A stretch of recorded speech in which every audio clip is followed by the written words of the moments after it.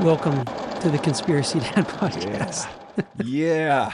Today, my children decided to make hot cocoa, and my middle son was very adamant that he needed or wanted to use the Conspiracy Dad coffee mug for his hot cocoa.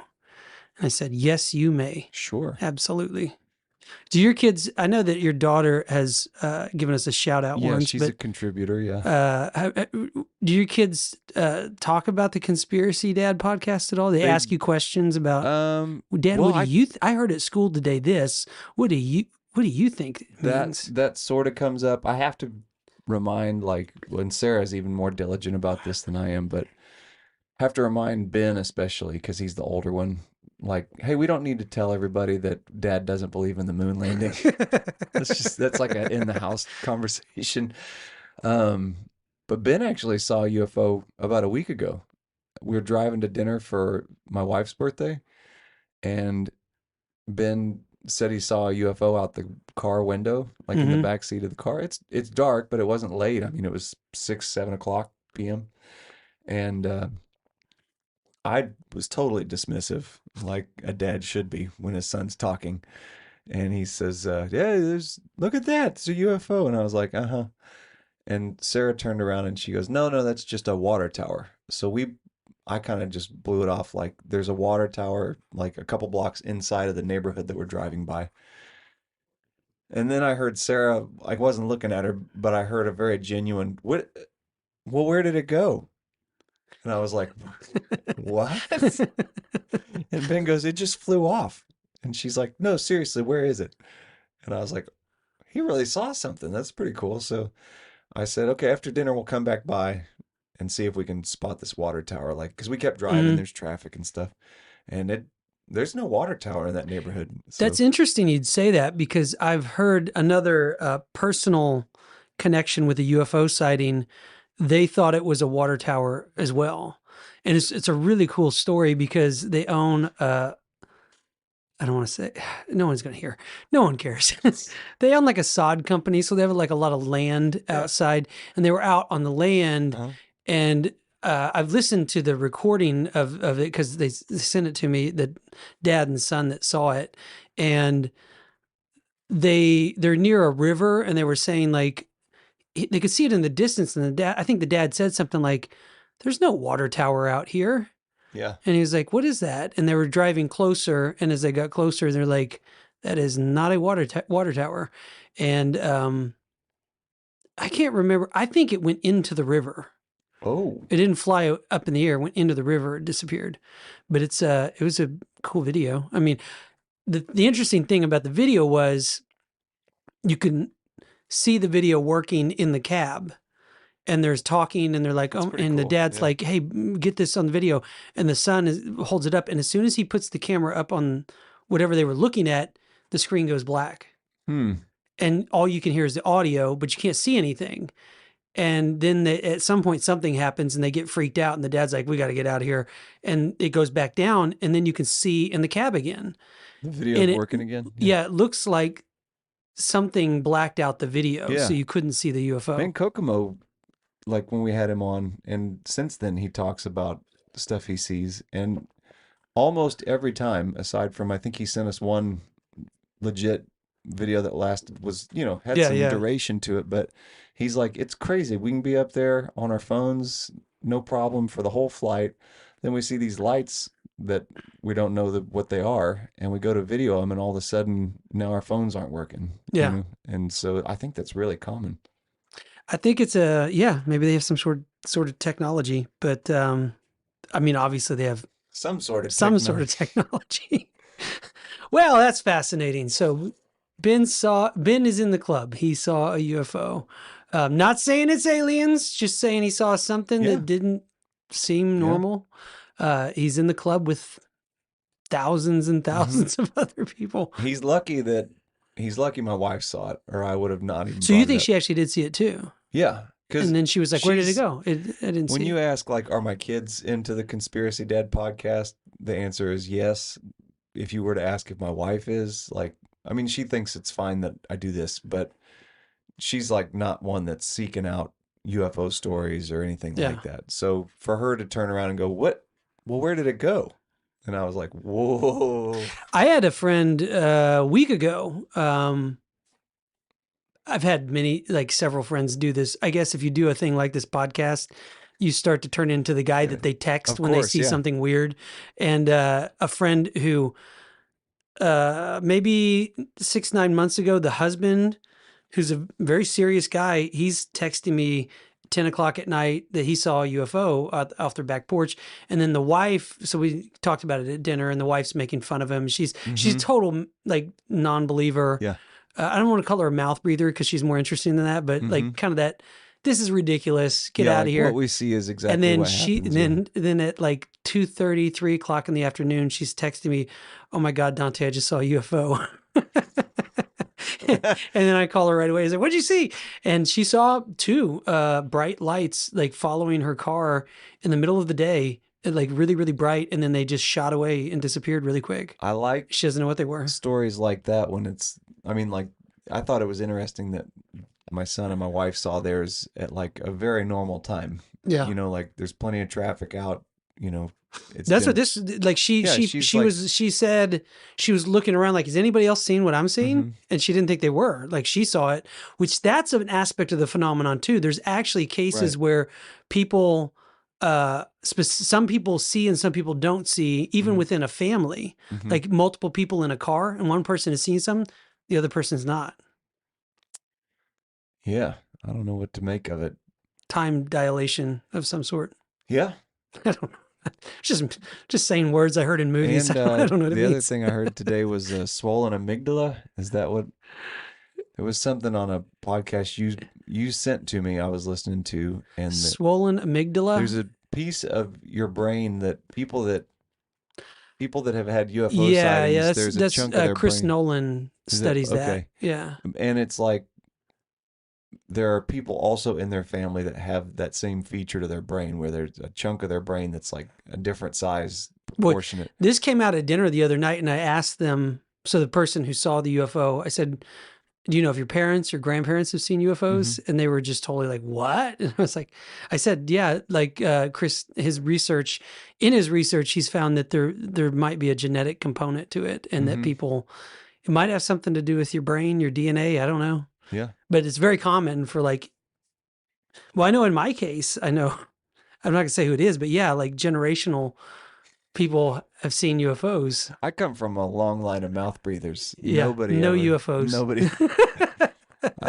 As a matter of fact, I think I'm going to bring that up for Thanksgiving. That's a good topic. Yeah. Everyone else will start talking about like Trump, Biden, whatever, dumb, and you just start drilling them on. What? How come we haven't seen UFOs? What are we? Everyone, all these other people. What's Yeah. wrong with us? It's because Yeah. we're sitting here arguing about this You see negative this? stuff. Yeah. The aliens, they don't have any time for that. Nope. No. No time for that. And by the way, why do you keep making broccoli and rice and cheese casserole? Nobody likes it. Nobody's ever liked it. Yeah. Sarah was bagging on my family because we have all the menus the same every year, which I don't think that's that different from most families. I think some people call that tradition. Thanksgiving food. But I do think it's funny that there are things that I don't think are that popular. And like there are things that I know for a fact that certain family members make better than other family members, but somebody feels obligated to make it no matter they're not what. the one that gets designated to do it. Yeah. That's funny. Yeah. Well, we obviously switch it up. Not obviously, but obviously. Having a, Asian family, like we'll throw in, like people kind of expect my wife to make egg rolls. You don't think of it as a Thanksgiving food, but now it is. Like my grandfather, when he was alive, like you just like live for, her egg rolls. Yeah. And it's kind of a big deal to make them because you got to get all the stuff out. Production, yeah. So if you're going to fry a turkey, might as well throw the egg rolls in too. And yeah. Have you ever had any turkey frying mishaps, like the explosions you hear No, about? I've never fried a turkey, actually. I usually smoke them. My very smart friend Michael very much warns against it. So Did he have an explosion? He just thinks it's not a good idea. Yeah, he's not one that likes to like learn from experience bad idea stuff. He just like exploding ball of oil sounds bad. Yeah, that's kind of where he's at with it. Like, well, why no, would you could just cook it put normal. Put it in the oven. Yeah, Kokomo, I think, has fried a turkey and lived to tell about it. Yeah. He strikes me as the kind of guy who would be really good at frying a He'd be turkey. good at it. And also, like, if you said, well, can't you blow up your house doing that? He would go, well, yeah, Yeah, if you don't know what you're but doing. Yeah. it's no, but you don't, not very often. A lot of people don't blow up I their house. think I could be wrong, but I think it's when you put in a frozen turkey.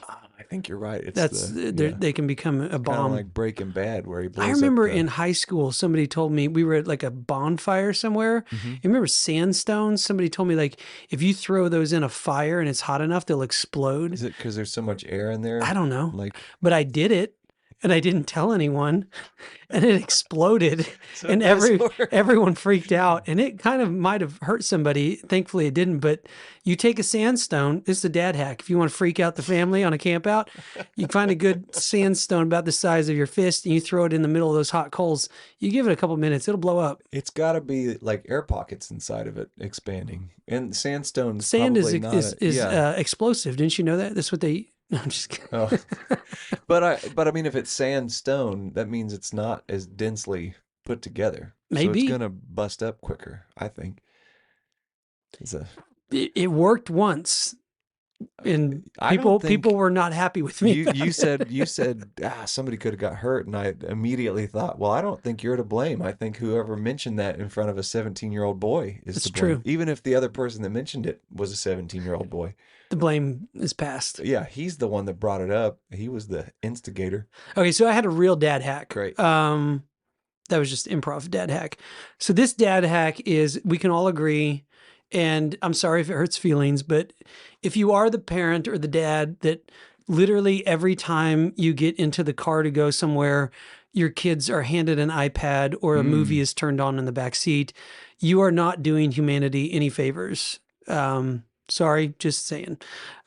So they watch TV too much, and I'm somebody who I have screens on the back in the back of my SUV, and there are moments where we say, okay, we're going to watch a movie, but it's like, a long trip or it's not every trip is the point. Like, Yeah. and so if you're battling that where because what happens is they get used to it. Sure. They're really good at, psychologically manipulating you to just shut up, Yeah, just take it. And so if you're in that place, what you do is you teach your kids to DJ.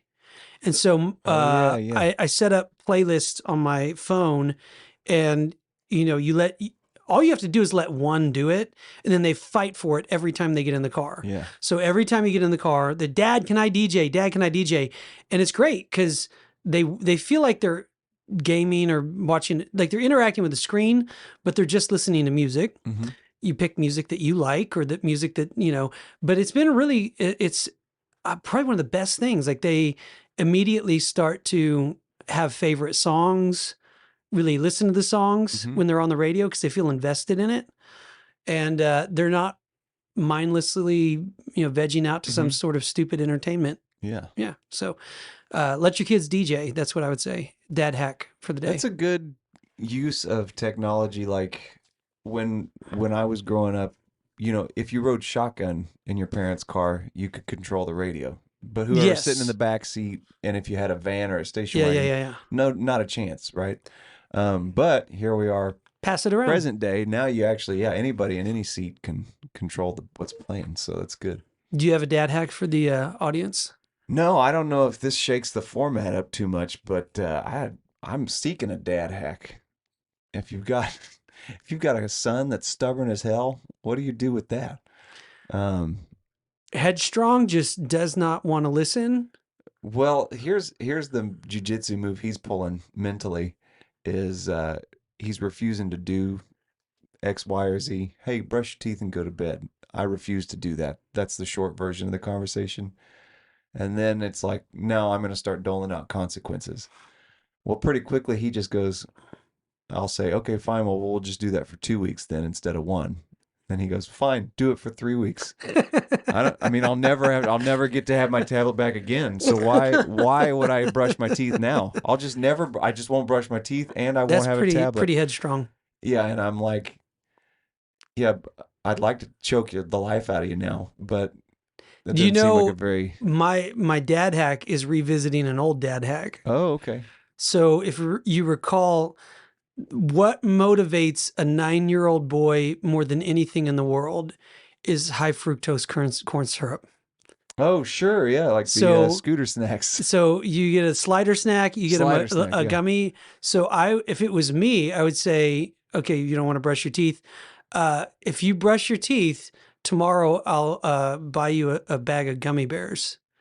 And then they go, I kind of want those gummy bears. You try Okay. that. Yeah, I'll try You that. see Yeah. whether it'd be funny if you to come back and go, I'll It be damned. He didn't completely even worked. argue with me. He just said, okay, gummy bears, Yeah. deal. All right. I'll try that. Yeah. But yeah, I guess that'd be positive reinforcement. But carrot and stick, man, it goes a long way with kids. They're dumb.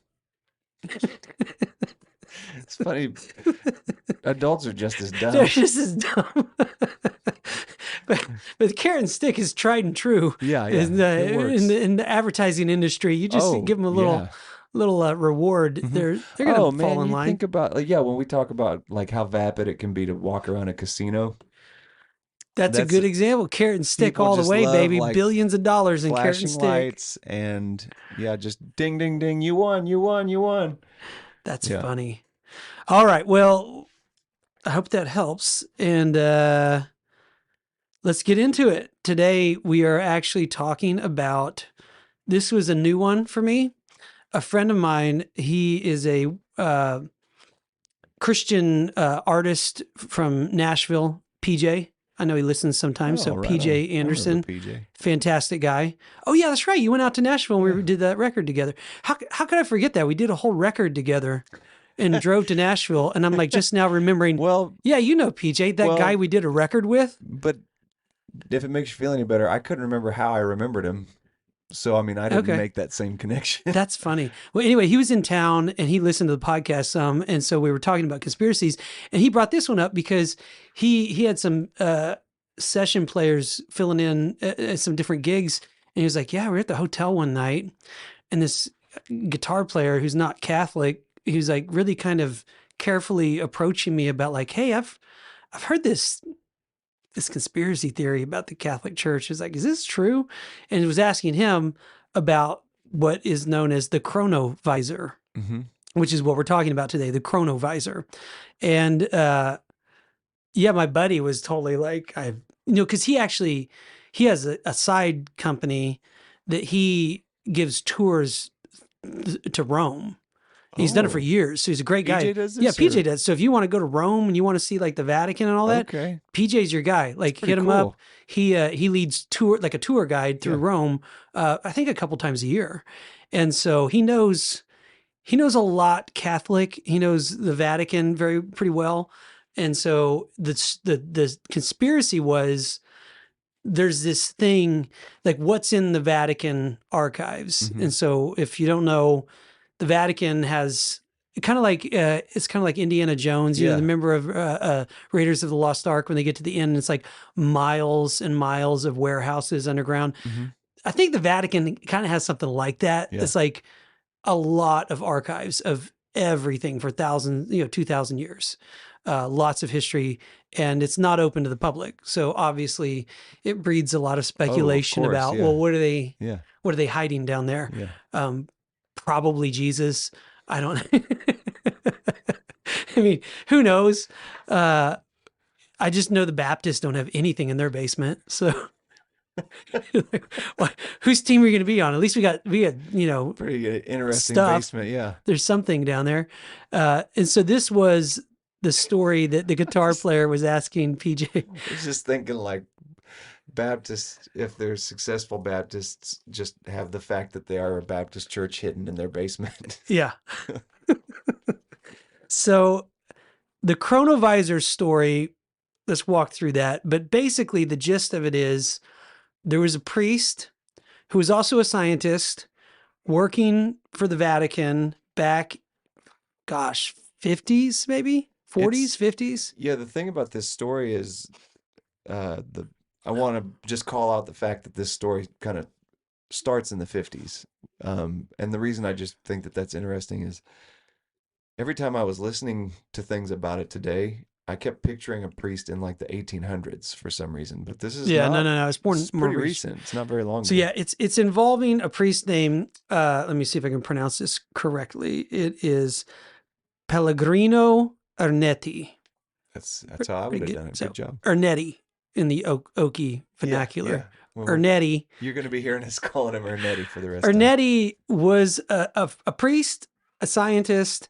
He was also an exorcist with the Vatican. Not just any exorcist. It sounded like he was world renowned Yeah, he exorcist. was a big. He was the guy you called if you had ghosts or the demons Michael showing up. Jordan of exorcists. So he was a Benedictine monk actually, and he befriended another guy named Brune. What was his full name? It was oh gosh, Brune. Are you pulling it up? I can, yeah. Francisco or Francois. I don't know how to say that. Francois.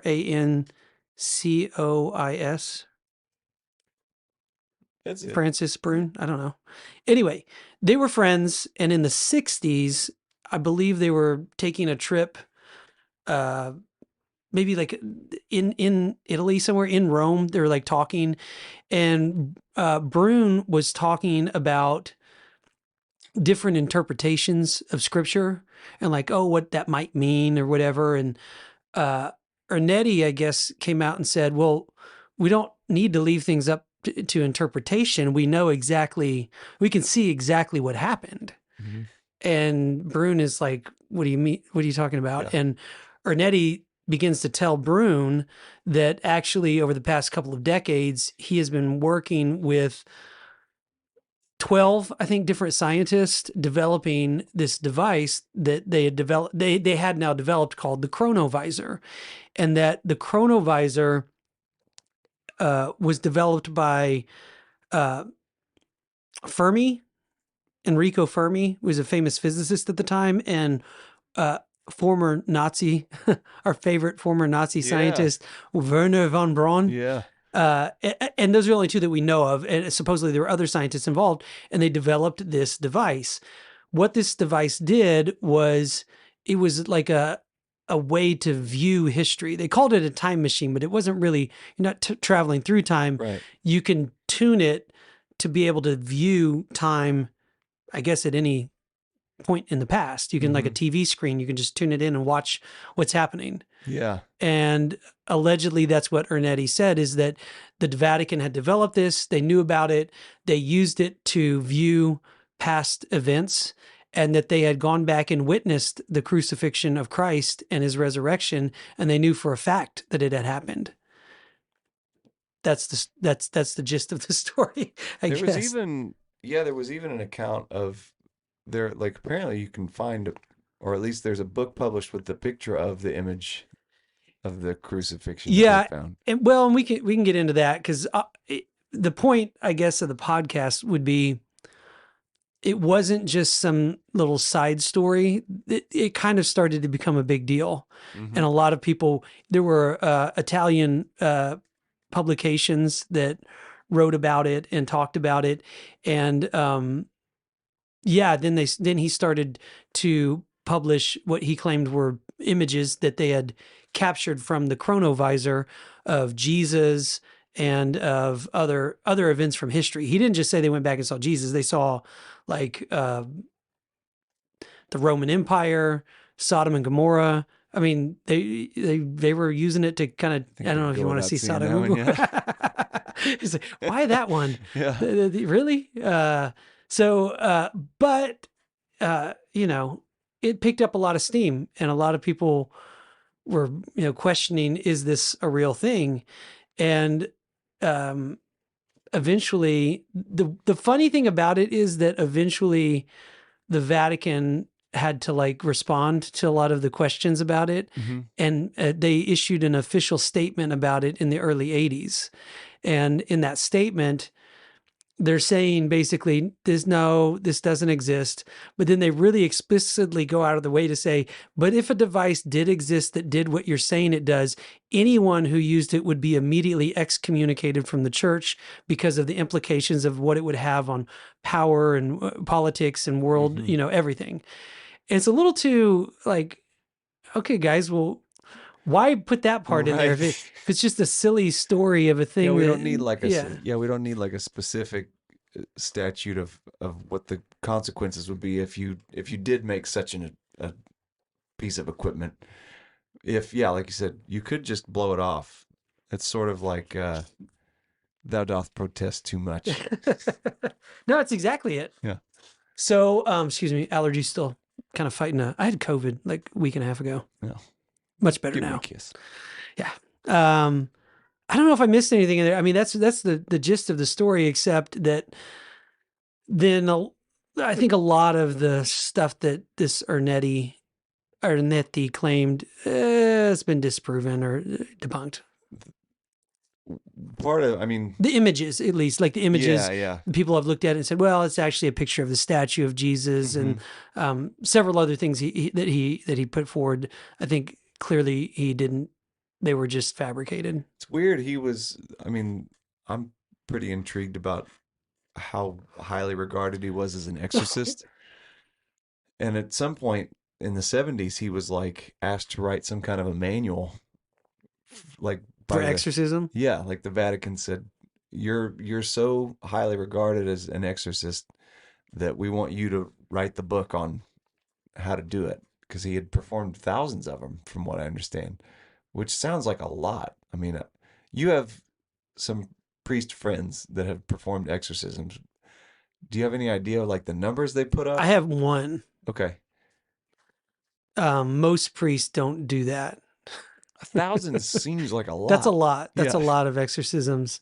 Yeah, I don't know. I mean, if you're the guy, I mean, I that's one do every know day that for like for 9 years. for the serious exorcist cases, like it doesn't happen very often. There is a very small number of people that actually deal with that.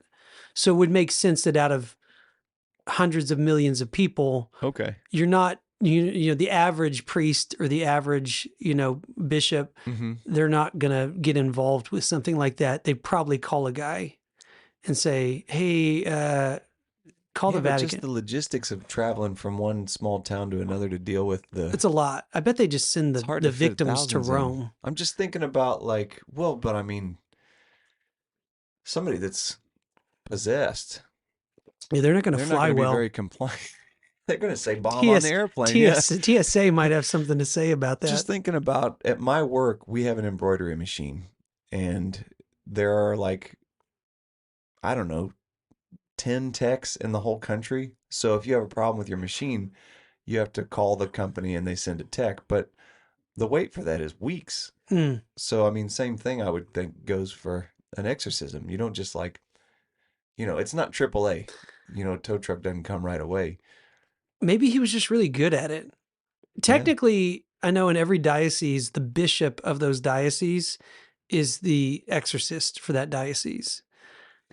Like they have they have the ability to do that, and they would only, I think, have an extra person to do things if like the bishop didn't have time or whatever. Maybe there's a lot of demons in that diocese, whatever.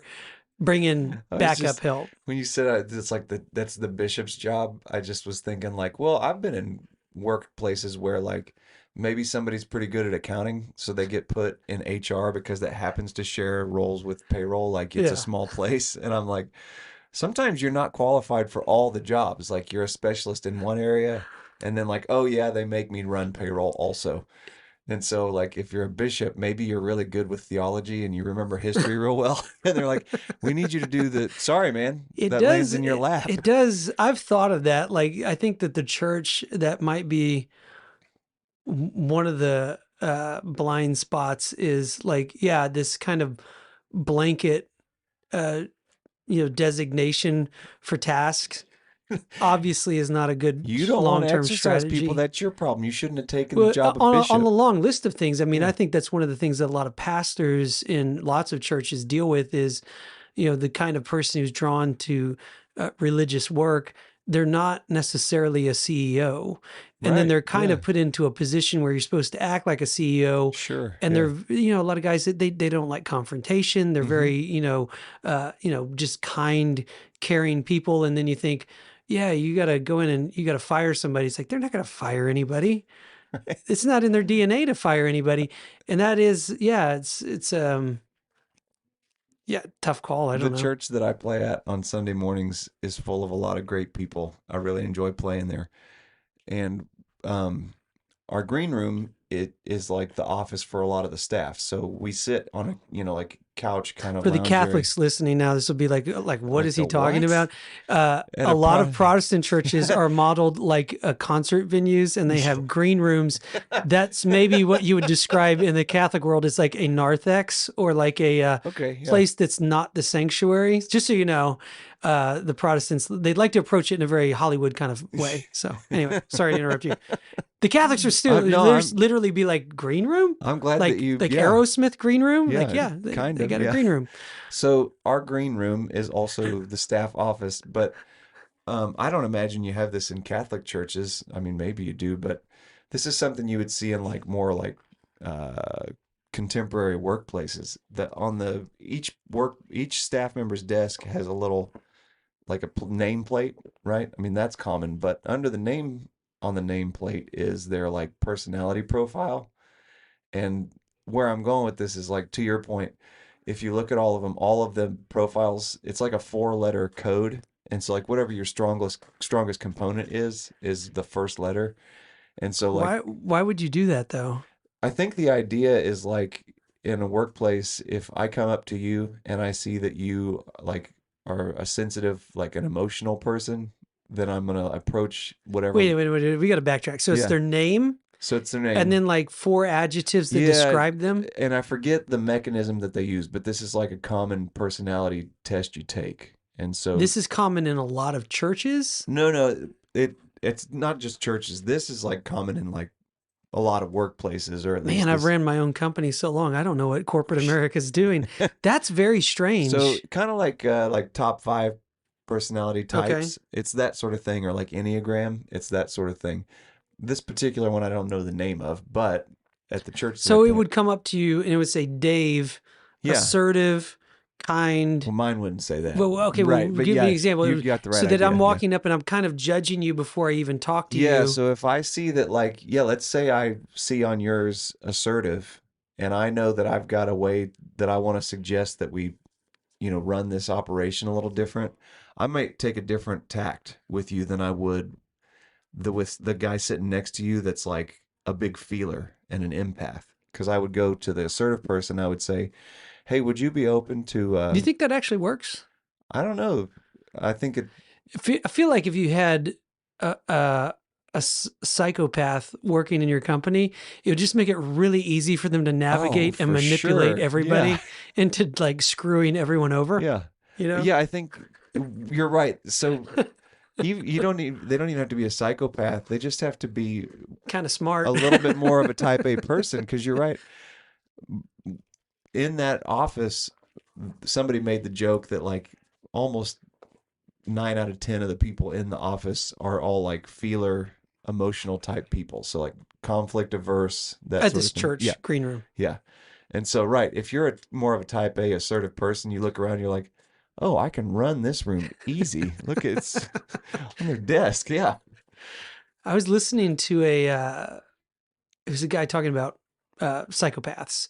It was that study on Gaslight. Did you ever Mm-hmm. watch that, the No, I movie? got to watching the remote viewing thing. But so you didn't watch the commentary No. on it. I actually watched it 2 nights ago, and it's really good. But he was talking about the mindset of a psychopath, and that like they've done studies, and psychopaths would admit like they almost have, like they would say like I can recognize a damaged person like within seconds of just like Sure. looking at them Yeah. on the street, and I can say that's a victim. Golly. And they Yeah. literally can like go victim to victim, and Mm-hmm. they almost like a sense like they can just like smell it on them Oh or yeah. something, like this guy's weak, I can totally push him over. I totally believe that. I like the analogy I draw a lot of times is drummers. When you hear a drummer hit a snare drum, you you don't have to hear anything else. But when you hear him hit the snare drum, you go, You know what he's kind of good. drummer he Or is. like, Yeah. ooh, it's gonna be a long night. And I think it's that way with a lot of pursuits you get into. And if you're a sociopath and you are highly adept at taking advantage of people, you get really quick, and you can hone in on people that are very susceptible to that. Man. Yeah. They don't need to put a little nameplate up. You're probably gonna Yeah, that's what I figure was thinking. Is like it out. you don't. It just Yeah, makes it that much easier for them. yeah. I've never heard of that. That's very strange. How many corporations do you think are doing things like that? Nameplates with personality traits on the nameplate. I don't know how many, Because but if you know much about personality traits, you might be able to look at it like loser, winner, loser. Like, why would you put that out there? You know? I kind of have a sense of what your nameplate might say. Yeah. I don't know if I'd be. And which is earlier when you were kind of talking You about just this. know it's the band is Dante and the Hawks. It's not the Hawks. That's right. The band is Dante and the Bird Dogs. Yeah, It's not the totally. Bird Dogs. Well, and by the same token, like I volunteer to be the bass player for a reason. You don't. Yeah, You don't want to I be the don't front guy. necessarily. Yeah, Yeah. exactly.